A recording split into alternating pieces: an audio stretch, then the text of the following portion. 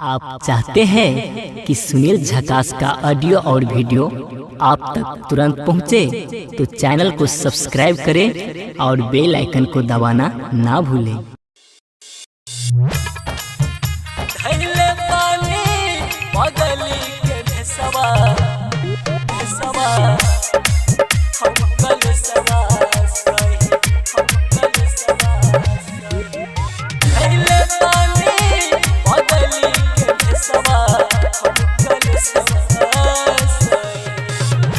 गवना करैले सखी हो,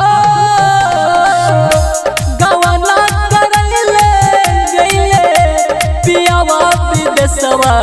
हम कल सवा सही धैले पानी पगली के भेसवा।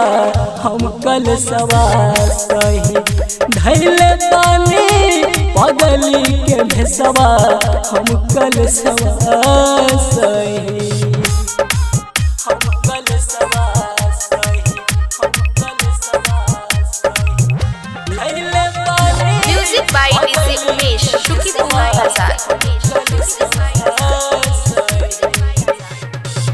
याद बड़ी आबे नहीं भावेला सिंगारवा।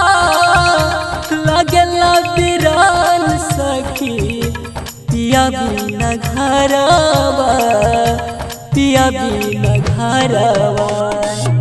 याद बड़ी आबे नहीं भावेला सिंगारवा। लगेला बिरान सखी पिया बिन घरवा, पिया बिन घरवा। लिख ले पतिया नहीं भेजले संदेशवा। हम कल सवा सही, हम कल सवा सही धैले पानी पगली के भेसवा।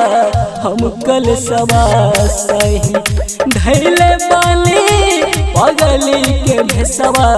हम कल सवा सही, हम कल सवा सही, हम कल सवा सही धैले पानी। Music by DJ Umesh, Shukipur बाजार। सुनील पिया दिल से कही बतिया साची। राजू राजधानी जाइके बसले कराची, बसले कराची। सुनील पिया दिल से कही बतिया साची।